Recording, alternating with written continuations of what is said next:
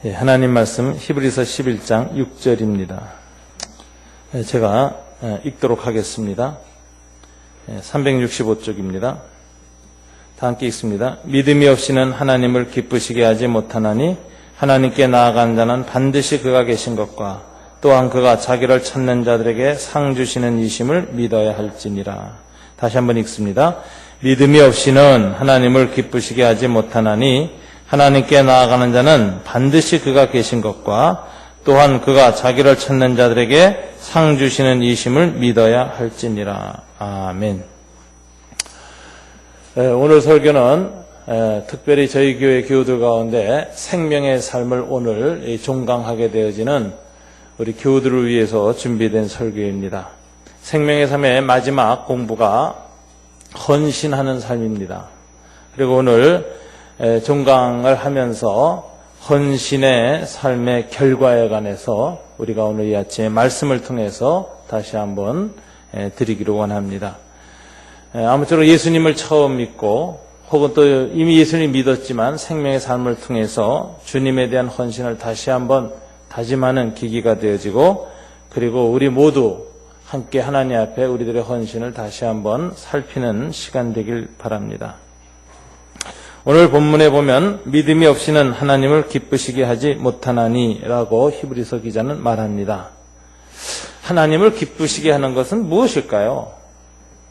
여러분들이 갖고 있는 성공, 성취, 또 여러분들의 어떤 꿈이 실현된 것을 하나님이 기뻐하실까요? 그렇지가 않습니다. 오늘 성경은 한결같이 말하는 것은 하나님이 기뻐하시는 것은 오직 믿음이라고 이야기하고 있습니다. 믿음이 없이는 하나님을 기쁘시게 하지 못하나니. 믿음 없이 행한 그 모든 것들, 아무리 세상이 인정해주고 주변 사람들이 정말 칭찬해준다 할지라도 하나님을 기쁘시게 못한다, 이렇게 말하고 있습니다.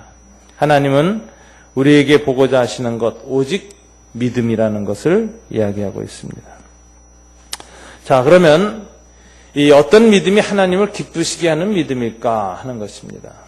오늘 히브리서 기자가 믿음이 없이는 하나님을 기쁘시게 할 수 없다고 했는데, 하나님을 기쁘시게 하는 믿음이란 어떤 믿음인가? 오늘 본문에 보면 두 가지를 이야기하고 있습니다. 하나님 기뻐하시는 믿음. 첫 번째는 하나님께 나아가는 자는 반드시 그가 계신 것과 하나님의 존재하심, 계심을 확실히 믿는 믿음입니다. 두 번째는 그가 자기를 찾는 자들에게 상 주시는 이심을 믿어야 할지니라. 상 주시는 하나님을 믿어야 한다는 것입니다. 우리가 하나님을 기쁘시게 하기 위해서 반드시 그가 계시다는 걸 믿고 우리의 삶은 전진하고 나아가야 합니다. 하나님이 계시다는 그것에 대한 그 믿음, 이게 아주 필요합니다. 여러분, 반드시 하나님이 계시다. 안 믿는 분들은 이것이 이제 안 생겨서 정말 무신론자이기 때문에 예수님은 못 믿고 신앙생활 못하는 거죠. 그래서 안 믿는 분들은 한결같이 하나님의 믿음에 대한 믿음이 없으니까 뭘 믿고 세상을 견디느냐, 자기 자신을 믿고 자기 자신을 신뢰하는 수밖에 없습니다. 하나님에 대한 믿음도 없고 자기 자신에 대한 신뢰도 없는 사람은 무너지는 겁니다. 세상에서 살아갈 수가 없어요. 하나님 대신에 자기 자신을 의뢰하고 자기 자신을 강화시키면서 세상 앞에 버티고 견디는 것이 믿음 없는 사람들의 한결같은 모습입니다. 이런 사람들은 자기에게 있는 실력, 자기에게 있는 가능성, 자기에게 있는 정신, 어떤 신념, 이런 것들을 강화시키면서 세상을 버티는데, 하나님을 찾게 될 때가 대부분 거기에서 한계를 느낄 때입니다. 오늘 고성심 자매가 간증하는 내용 중에는 그런 내용이 있었습니다. 베드로가 밤이 맞도록 그물을 내리고 수고했지만 아무것도 잡지 못했습니다 라는 고백을 하게 되었을 때 주님이 베드로에게 나오셨습니다. 바로 자기 자신의 한계에 시달릴 때 주님을 만날 때입니다. 그래서 사람은 자기 자신한테 절망할 때, 자기가 무너질 때, 자기가 살아온 삶에 대한 회의에 빠질 때, 그때가 실은 새로운 믿음의 근거인 하나님, 예수님을 만날 때다라는 것입니다. 근데 이럴 때 주로 주님이 찾아오시는데 예수님은 이제 어떻게 그 자기가 하나님이신 것을 드러내시느냐. 하나님 살아계시는 것을 하나님이 가장 잘 보여주는 방식은 첫째 예수님을 통해서 하나님에 대한 믿음을 일으켜줍니다. 이 믿음이 생기는 방식이 이제 세 길이에요. 첫째는 예수 그리스도를 통해서. 요한복음 12장 44절에 주님이 이렇게 말씀하셨어요. 나를 믿는 자는 나를 믿는 것이 아니요 나를 보내시니 하나님을 믿는 것이며 나를 보는 자는 나를 보는 게 아니라 나를 보내시니 하나님을 보는 것이다. 이렇게 얘기하셨어요. 즉 하나님은 자기 자신을 누구를 통해서 보여주기로 원하시느냐면 예수 그리스도를 통해서 보여주기로 작정하신 것입니다. 구약의 선지자들을 통해서 하나님은 자기 자신을 알리셨습니다. 구약의 수많은 예언자들을 통해서 하나님 말씀을 통해서 하나님 자기 자신을 알리셨습니다. 그러나 가장 결정적인 것은 예수님입니다. 하나님이 친히 사람의 몸으로 오셔서 자기가 하나님이신 것을, 하나님이 어떤 분이신 것을 우리가 인격적으로 접촉하고 알 수 있도록 드러내셨습니다. 반드시 하나님이 계시다는 믿음은 그래서 오직 누구로부터 오느냐? 예수 그리스도를 만남을 통해서 오는 것입니다. 그런데 예수님을 만난다는 것은 예수님이 육체를 가지고 살아계셨던 33년 동안, 특별히 공생의 3년 동안 만난 사도들이나 그 당시 사람들은 예수님을 통해서 하나님을 생생하게 볼 수 있었습니다. 예수님의 인격과 예수님의 삶, 그리고 그분의 사역, 그분이 행하는 표적과 기사들, 이런 것들이 살아계신 하나님을 보게 했습니다. 그러나 오늘 이 자리에 있는 우리들은 주님으로부터 육신적으로 공생애 동안에 존재했던 주님부터 벌써 2000년 후반부에 살고 있습니다. 저와 여러분은 예수님을 육체적으로, 인격적으로 접촉해서 하나님을 알 수가 없습니다. 어떻게 하면 우리는 오늘 같은 시대에 하나님을 알 수 있겠습니까? 그것을 예수님 뭐라고 말씀하시냐면 말씀을 통해서 알 수 있다고 얘기를 하십니다. 예수님께서는 자신의 말씀을 성령을 통해서, 성경 기자를 통해서 복음서에 기록해 놓았습니다. 그래서 오늘날에는 여러분 우리가 성경을 읽다 보면은 성경에 기록된 예수님의 그 일화, 이야기들, 그분의 삶, 이런저런 사건에서 예수님이 하신 일들, 이런 걸 이제 깨달으면서 마음속에 예수님이 어떤 분인가 하는 그 예수님의 상이 생깁니다. 성경을 통해서 예수님의 상이 생기는데 단순히 예수님의 상이 생기는 것이 아니라 그 가운데 성령의 임재가 일어납니다. 그러면서 예수님의 상이 저희한테 살아계신 예수님으로 나타나는 것입니다. 그래가지고서는 우리들한테 하나님의 임재를 체험하게 되고 예수님을 만나게 되는 것입니다. 그래서 예수님은 성령을 통해서 말씀 안에서 우리 가운데 이제 영적으로 임재하시는 것입니다. 2000년 전에는 육체적으로 임재하셨지만 이제 성령 안에서 말씀을 통해서 우리 안에 임재를 하십니다. 그래서 예수님이 승천하신 이후 예수님이 육신적으로 이 세상에 존재하지 않은 이 2000년 동안 수많은 사람들이 말씀을 통해서 예수님을 영접하게 되었고 예수님을 통해서 하나님이 반드시 계시다는 것을 깨닫게 되었습니다. 그래서 예수님은 도마에게 말씀하시기를 너는 나를 본 거로 믿느냐? 보지 않고 믿는 자들이 더 복되도다 라고 하셨는데 저와 여러분은 사도들보다 더 복된 자에 속한 사람입니다. 저는 그 부분에 대해서는 아주 확신이 있습니다. 나는 베드로보다 도마보다 사도 요한보다 바울보다 더 복된 믿음을 가진 자다. 왜? 그들은 예수님을 보고 믿었어요. 근데 저는 보지 않고 믿었기 때문에 그렇습니다. 성령을 통해서 말씀을 통해서 영혼의 눈을 열게 하셔서 예수님을 만나게 했기 때문에 육신의 눈을 통해서 본 사도들보다 제 믿음은 더 복된 믿음이라는 확신이 있습니다. 여러분들도 그 축복을 이미 받으셨습니다. 이렇게 하나님이 계시다는 것을 알게 된 이 믿음은 이처럼 말씀을 통해서 왔습니다. 그래서 로마서 10장 17절에 보면 믿음은 들음에서 생기며 들음은 그리스도를 전하는 말씀에서 비롯됩니다 라고 사도 바울이 말한 것입니다. 말씀을 통하여 우리는 하나님이 반드시 계시다는 사실을 믿게 되어지는 것입니다. 그 다음에 이처럼 예수 그리스도께서 말씀을 통하여서 하나님을 우리에게 깨닫게 하시는 이 일은 오직 은혜로 되어진 것이다 라고 사도 바울은 말하고 있습니다. 에베소서 2장 8절에 보면 여러분은 믿음을 통하여 은혜로 구원을 얻었습니다.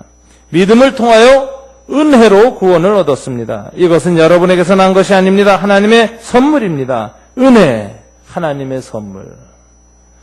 우리의 노력과 우리의 애씀, 우리가 정말 무슨 힘을 써서 하나님을 만난 것이 아니라 하나님이 선물로 우리에게 먼저 찾아오셔서 알게 하셨다는 것입니다.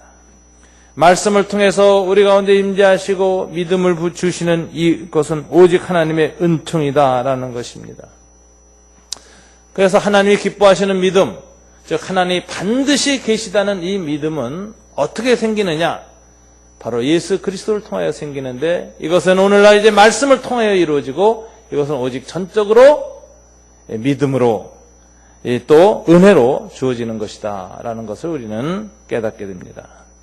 이렇게 은혜로 하나님이 계시다는 것을 이제 깨닫게 되었고 예수님을 통해서 하나님을 마음에 영접한 사람들은 신앙생활을 어떻게 해야 될 것이냐?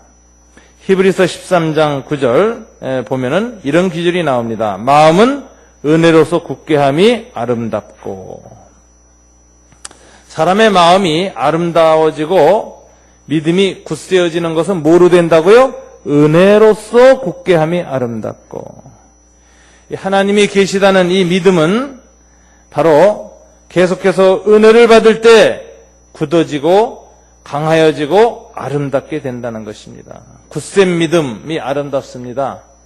세상적인 것에 자꾸 밀리고 세상적인 생각과 섞이고 그래서 순결하지 못하고 그리고 세상적인 공격 앞에 한없이 무너져서 찌그러들고 뒤틀린 이런 것은 아름다운 믿음이 아닙니다. 마음이 정말 굳게 되어지고 강하여지고 그리고 아름답게 하나님의 형상을 유지하고 더 빛나게 드러낼 때 그것은 아름다운 믿음, 아름다운 영혼의 상태를 유지하는 것입니다. 이것은 은혜로서 굳게 한다고 말했습니다. 예수 그리스도께서 말씀 가운데 은혜로 임하는 일이 우리 가운데 계속 일어나야 되겠습니다. 그럴 때 우리의 믿음은 굳세어지고 점점 강해지고 아름답게 되어져 가는 것입니다. 그런 측면에서 정말 생명의 삶을 종강하고 예수님에 대한 영접을 다시 한번 재확인한 그리스도인들, 또 이 자리에 나와 있는 우리 모든 그리스도인들은 다시 한번 말씀을 통해서 하나님의 은혜를 계속 받는 일에 힘쓰시기를 바랍니다. 그 길은 단 하나입니다. 말씀 묵상입니다. 성경을 읽고 공부하고 쓰고 암송한 그 모든 것을 성령 안에서 깊이 묵상하여 주님의 임재를 체험하는 것입니다. 이 묵상이라는 건 하나님의 말씀이 기록된 말씀이 성령 안에서 내게 적용되어지고 내게 필요한 말씀, 나에게 직접 주시는 나와 관계 있는 인격적인 교제하시는 그 말씀으로 역사할 때 그것을 우리는 묵상이라고 부릅니다. 즉 말씀을 통해서 하나님의 임재를 체험하고 하나님을 다시 만나고 옛 제자들에게 생생하게 인격적으로 만나서 말씀하셨던 그 예수님이 성령 안에서 다시 느껴지고 체험되어지는 것입니다. 그래서 남에게 주는 말씀이 아니라 다른 교인들한테 다 주는 말씀이 아니라 내게 주신 그 말씀 이렇게 느껴지는 것입니다.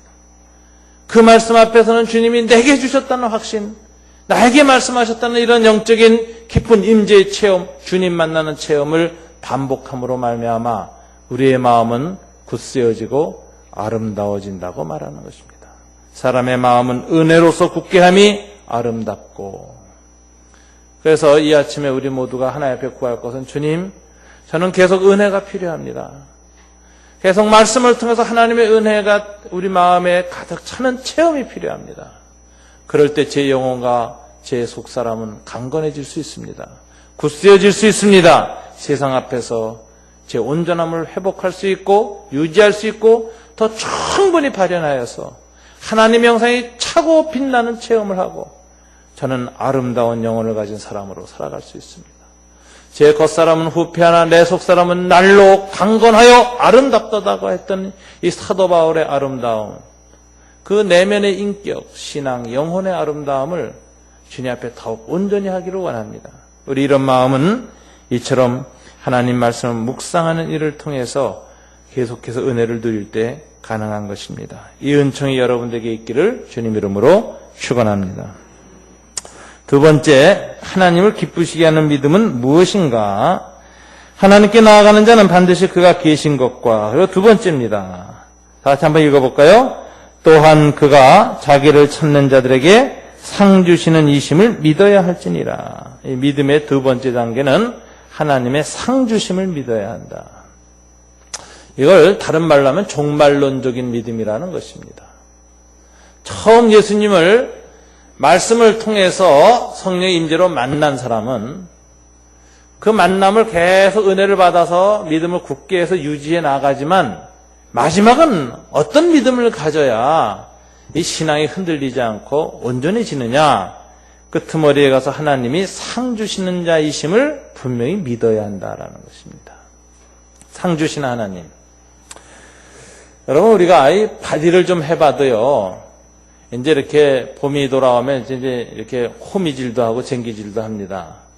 근데 호미질, 쟁기질을 할 때 어떤 사람 보면 열심히 하는데 줄이 삐뚤삐뚤해지는 사람이 있어요.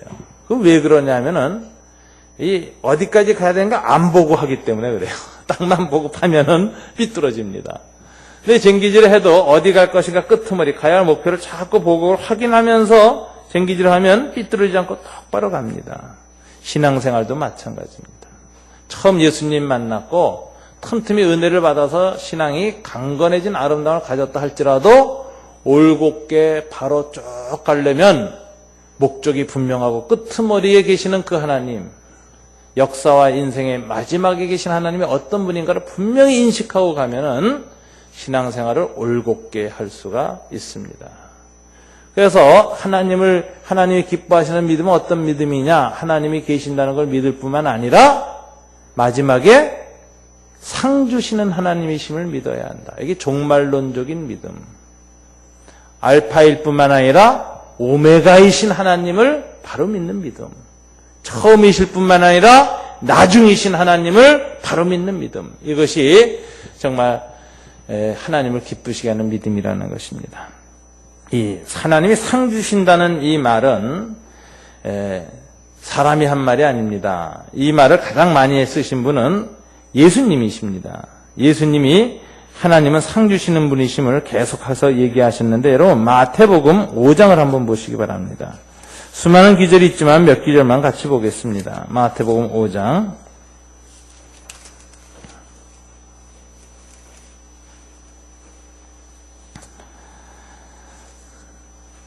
11절, 12절, 10절부터 읽겠습니다. 10절부터 12절까지 다 같이 읽습니다. 의를 위하여 박해를 받은 자는 복이 있나니 천국이 그들의 것임이라. 나로 말미암아 너희를 욕하고 박해하고 거짓으로 너희를 거슬러 모든 악한 말을 할 때에는 너희에게 복이 있나니 기뻐하고 즐거워하라. 하늘에서 너희의 상이 큼이라. 너희 전에 있던 선지자들도 이같이 박해하였느니라. 옳은 일을 위해서 박해를 받는 사람들은 기뻐하고 즐거워하라. 천국이 그들의 것일 뿐만 아니라 하늘에서 뭐가 있기 때문에 그런 의로운 사람들, 고난 속에서 의를 지킨 사람들의 상급이 크기 때문이다 라고 말씀하셨습니다. 5장 46절을 또 가서 보시면은 44절, 45절, 46절 다 같이 한번 읽겠습니다. 나는 너희에게 이르노니 너희 원수를 사랑하며 너희를 박해하는 자를 위하여 기도하라. 이같이 한즉 하늘에 계신 너희 아버지의 아들이 되리니 이는 하나님이 그 해를 악인과 선인에게 비추시며 비를 의로운 자와 불의한 자에게 내려주심이라. 너희가 너희를 사랑하는 자를 사랑하면 무슨 상이 있으리요? 세리도 이같이 아니하느냐. 너희가 좋아하는 사람만 사랑하지 말고 원수까지도 사랑하라. 그리하면 하늘에 상이 있을 것이다 라고 하는 것이 암시되어져 있습니다. 6장 1절, 2절을 한번 보시기 바랍니다. 다 읽습니다. 사람에게 보이려고 그들 앞에서 너희 의를 행하지 않도록 주의하라. 그리하지 아니하면 하늘에 계신 너희 아버지께 상을 받지 못하느니라. 그러므로 구제할 때에 외식하는 자가 사람에게서 영광을 얻으려고 회당과 거리에서 하는 것 같이 너희 앞에 나팔을 불지 말라. 진실로 너에게 이르노니 그들은 자기 상을 이미 받았느니라. 의를 행하고 사랑을 행할 때에 사람들 앞에 보이려고 자기 만족을 위해서 하지 마라. 그런 사람은 이미 자기 상을 받았다. 하늘에서 받을 상이 없다. 여기 분명히 예수님은 하늘 아버지가 마지막에 인생살이를 하면서 겪게 된 그 모든 일들에 대해서 상급을 주시는 분이다라는 것을 강조하고 있습니다. 10장 41절 42절을 한번 보겠습니다. 40절부터 42절까지 10장 다 찍지요. 너희를 영접하는 자는 나를 영접하는 것이요 나를 영접하는 자는 나를 보내신 이를 영접하는 것이니라. 선지자의 이름으로 선지자를 영접하는 자는 선지자의 상을 받을 것이요 의인의 이름으로 의인을 영접하는 자는 의인의 상을 받을 것이요 또 누구든지 제자의 이름으로 이 작은 자 중에 하나에게 냉수 한 그릇이라도 주는 자는 내가 진실로 너에게 이르노니 그 사람이 결탄코 상을 잃지 아니하리라. 여기서 하나님은 사랑을 행하고 의를 행했을 뿐만 아니라 누구와 관계를 맺고 사느냐에 따라서 하늘에 상급이 있다고 얘기하셨습니다. 이게 관계의 상급이라는 거예요. 그래서 선지자의 이름으로 선지자를 영접하는 자는 선지자의 상을 받을 것이요 의인의 이름으로 의인을 영접하는 자는 제자의 이름으로 제자를 영접하는 자는 이런 말이 나오는데 이 이름으로라는 말은 깨달아서 이런 뜻입니다.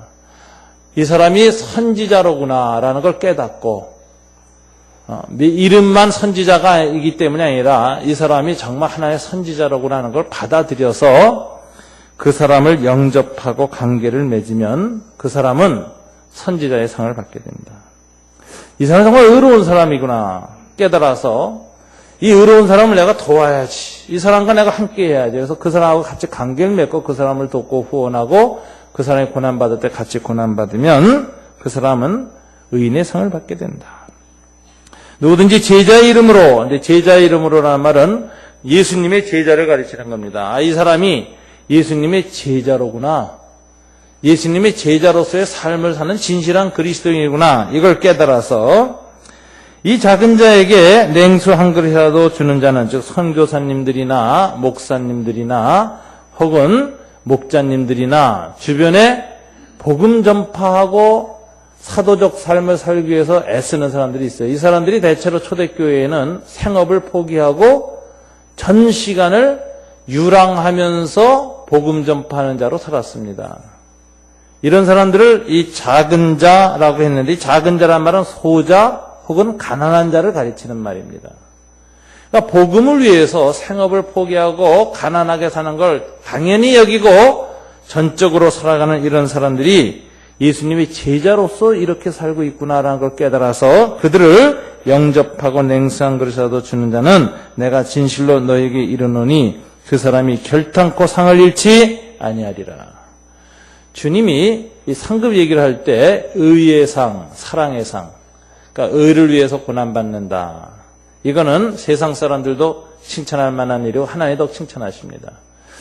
그 다음에 그 의를 넘어서서 원수 사랑, 이건 예수님 사랑이죠. 그걸 행하는 사람은 하늘의 상급이 더 큽니다.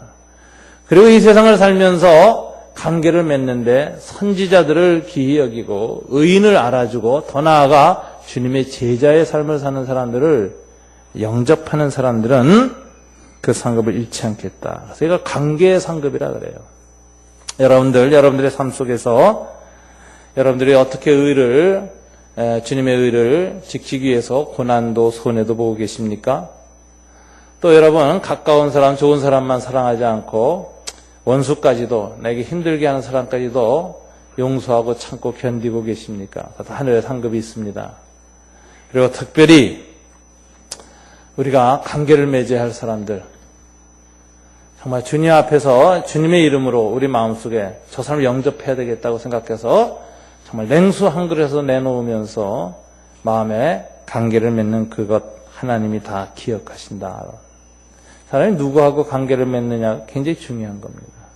어떤 사람은 힘 있고 돈 있고 영향력 있는 사람에게만 쫙 찾아가서 관계를 맺는 사람들이 있어요. 그런 거 사람이 없어지면 찾아오지도 않는 사람도 있습니다. 그런데 정말 좋은 사람, 주님이 기뻐하고 축복하는 사람은 그런 것이 아닙니다.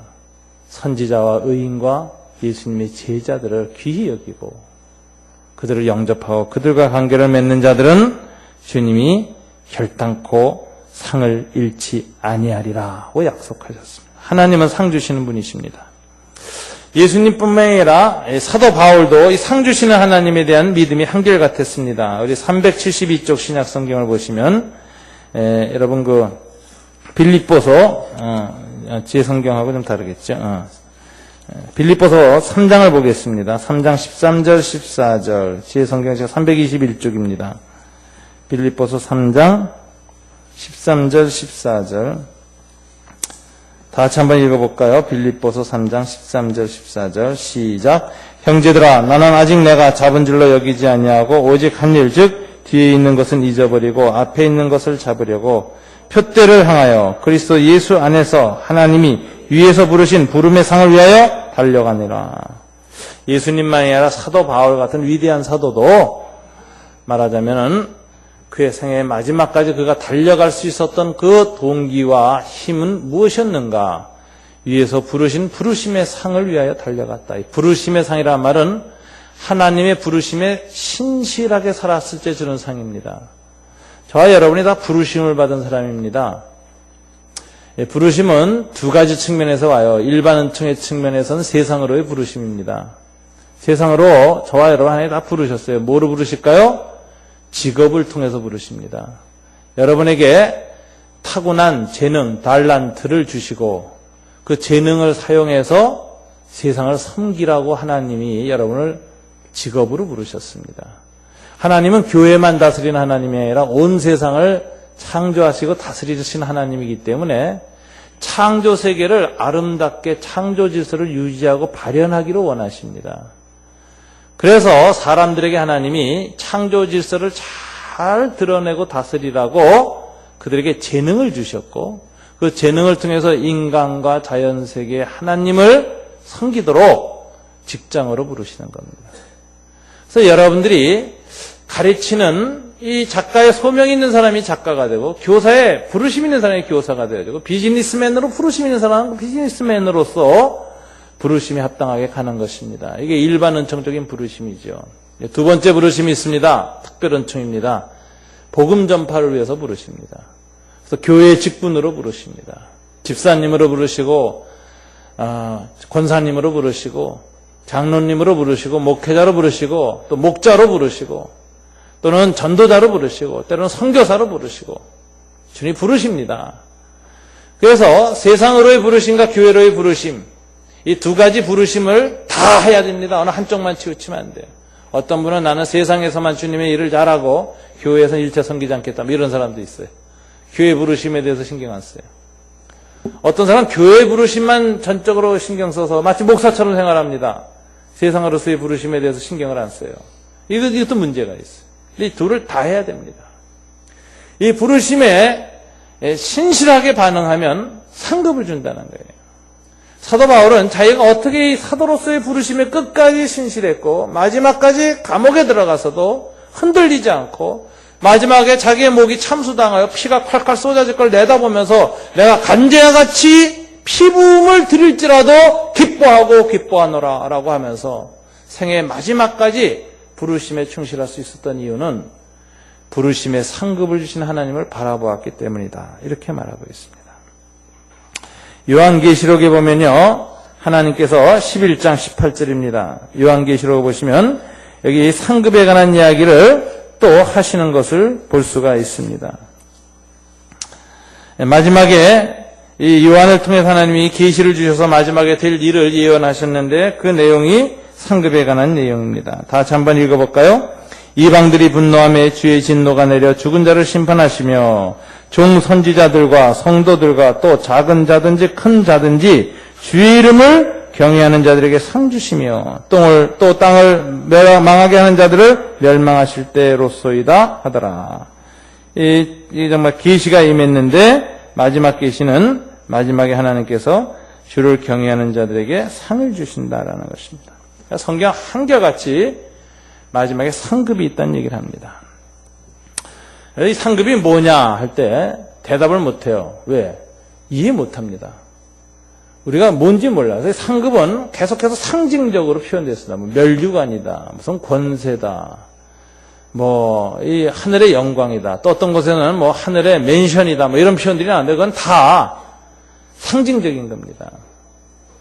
무엇을 주실지 잘 몰라요. 분명한 건 영원히 주님 앞에서 영생을 얻는 거 플러스 알파 뭐가 있다는 거예요. 자, 우리가 믿음으로 사는 동기는 뭘까요? 믿음을 지키는 동기. 상급받기 위해서다. 그러면 너무 유치원 같지 않아요? 어린아이 같지 않아요? 아이들은 부모님의 상급 때문에 열심히 합니다. 우리 모두가 유치원생이냐? 성숙한 그리스도인은 상급이 없어도 어떻게 해요? 주님께 순종하고 따릅니다. 왜? 예수님의 사랑 때문이죠. 성숙한 자녀들은 부모의 사랑을 깨달았기 때문에 부모님이 유산을 안 남겨줘도 상급이 없어도 부모님 열심히 섬깁니다. 부모님 유산이 많아야만 열심히 부모 섬기는 자식들은 아주 유치하고 수준이 낮은 그런 자녀들이죠. 근데 부모님이 아무런 돈이 없고 아무런 없어도 부모님이 나한테 베풀어준 사랑 때문에 끝까지 섬기고 헌신하는 것은 성숙한 자녀입니다. 하나님에 대해서도 마찬가지예요. 하나님 앞에 우리가 헌신한 이유는 상급이 아니라 먼저는 뭐죠? 사랑입니다. 이게 온전한 겁니다. 그런데 하나님이 거기에 더 상급을 주신다는 거예요. 그래서 로이드 존즈는 이런 말을 했어요. 성경에서 하나님의 상급을 주신다는 것은 상급을 안 주셔도 되는데 이미 주신 사랑이 충분한데 그 사랑에 감격해서 헌신한 우리한테 상급을 더 주신다는 건 뭐냐? 은혜 위에 은혜다. 이런 표현을 썼어요. 상급 안 주셔도 되는데 더 주신다는 거예요. 그게 은혜 위에 은혜다라는 거예요. 우리를 구원하신 것이 은혜인데 충분한데 그의 은혜로 더하여 주시는 것이 잘 살았다고 상급을 더하여 주신다라는 것입니다. 그러니까 상급이 있긴 있어요.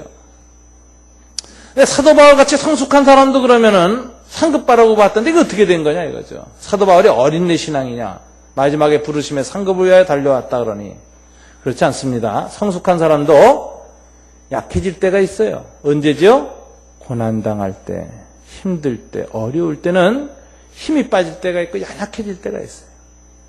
그때 하나님께서 그 성숙한 사람이라 할지라도 그를 격려하고 강화시키기 위해서 상급을 다시 강하게 상기시켜주고 깨닫게 하고 보여줄 때가 있습니다. 사도 바울이 로마 감옥에 들어가 있을 때가 그때였어요. 그는 평생 그리스도의 사랑에 빚진 자가 되어서 주님의 복음을 위해서 힘썼지만 나중에 감옥에 들어가 있을 때 뭔가 연약해질 때 하나님께서 그 마음속에 뭘 주셨어요? 상급에 관한 강한 소망을 주셔서 부르심의 상을 위하여 달려간다. 다시 한번 우뚝 일어서는 것입니다. 하늘의 상급 무엇인지 우리 모르는데 상급에 차이가 있다 그래요. 그래서 상급엔 차이가 있다는 것이 성경에 도처에 나타난다. 상급이 큰 자가 있다, 작은 자가 있다. 하늘에서 크고 하늘에서 작고. 이런 표현이 예수님에게도 나타나고 사도 바울에게도 나타나고 요한계시록에도 나타나요. 분명히 차이는 있는 것 같은데 분명한 건 차별은 없다라는 것입니다. 천국에서는 상급에 차이가 있다 그래서 뭐 열등감을 느끼거나 부끄러움을 느끼거나 뭐 부러워하거나 이런 게 없다는 거예요. 왜 그럴까요? 다 이미 자기에게 합당하게 주신 상급의 양과 은총에 대해서 차고 넘칠 만큼 감사하고 감격하고 있기 때문에 일체의 비교의식이나 차별의식이나 이런 건 없다는 거예요. 그러나 차이는 분명히 있다. 그 차이가 뭔지는 아무도 모릅니다. 이처럼 하늘나라에서의 종말론적인 상급이 있는데 여러분 축복이란 뭐냐? 우리 이제 예수 믿으면 축복받는다 이런 말을 하죠. 그리스도인들은 이 복을 받습니다. 하나의 복을 주세요. 그럼 이 복이란 뭐냐? 근데 복은 하늘나라에 가서 받을 상급을 지상에서 주니 미리 조금 맛보게 해주시는 거예요. 그래서 이걸 뭐라고 표현하면 좋냐면은 선수금이라고 하는 착수금. 하늘나라 가서 이루어질 것을 이 지상에서 좀 미리 좀 잘 이루고 살라고 하나님 미리 주시는 맛보기, 일부입니다. 하늘 상급의 일부를 지상에서 누리게 하는 게 우리는 소위 축복이라고 부르는 거예요. 그게 영적인 축복도 있고 육체적인 축복도 있고 뭐 물질의 축복도 있고 자선의 축복도 있고 여러 형태로 나타나요. 뭐 이루 말할 수가 없어요. 사업의 축복도 있고 다 있어요. 근데 그거는 다 하늘에서 주시는 상급의 부분적인 축복입니다. 그럼 왜 그것을 주님이 주실까요? 그거 가지고 행복하고 잘 먹고 잘 살라고요? 그게 아니라 여러분 선수금 받아가지고 다 먹어치면 어떻게 돼요? 가서 두들겨 맞고 야단 맞습니다. 이놈아. 내가 이거 준 거 세상에서 하나님 나라 사업에 재투자하고 주님 영광 위해서 쓰라고 줬는데 그냥 먹고 마셔? 주님이 하나도 안 했어. 그러니까 여러분 축복은 뭐예요? 항상 복의 근원이 되라고 준 거예요. 그 축복을 가지고 내가 복의 샘이 돼서 다른 사람들을 더 축복하라고 준 것입니다. 축복을 나누고 다른 사람들에게 축복을 맛보게 하라고 주셨는데 이게 복의 근원이 되고 복의 정말 댐이 돼버리는 거예요. 확 막아버리고 자기만 가둬서 가득 채우고 안 쓰는 거예요. 그래서 밑에서는 다 굶어 죽고 기근으로 쓰는데 지만 댐에다 물 가둬두고서는 요트 타고 보트 타고 놀면은 하나님 보시기에 괘씸한 자가 되는 거예요. 그러니까 하나님 그럴 때마다 축복을 거두십니다. 축복을 거두세요. 여러분 축복을 잘 사용하는 방식은 무엇일까요? 하나님 나라를 위해서 재투자하자라는 것입니다. 하나님 주신 축복을 이웃을 사랑하는 데 쓰고 영혼 구원하고 복음 전파하는 데 잘 쓰는 겁니다. 여러분이 주신 은사들, 여러분에게 주신 달란트들, 여러분에게 주신 직업, 여러분이 주신 건강, 여러분이 주신 자녀들, 여러분의 주변의 모든 관계들 하나님이 주신 축복이 굉장히 많습니다.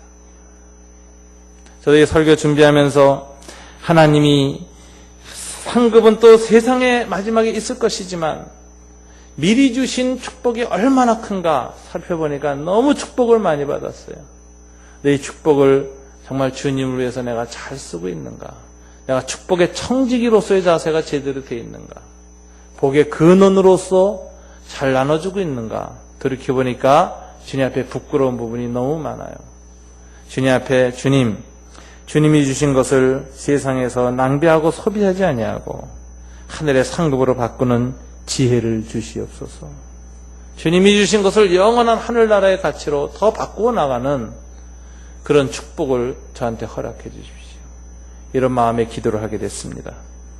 여러분, 예수 믿는 사람들이 땅에서 고난이 오지만 그 고난 가운데서 의를 지키고 어렵고 힘들고 원수의 박해를 받을 때 오히려 원수를 사랑하고 그리고 세상적인 사람들하고 관계 맺기보다는 선지자들과 의인들과 예수의 이름을 따라서 사는 제자들과 관계를 맺고 그들을 축복하고 그리고 주님이 우리에게 이미 주신 것들을 잘 축복으로 여겨서 주님의 뜻대로 사용하고 나눠서 복의 근원되는 삶을 살 때 하늘에서 상급이 크다고 했습니다.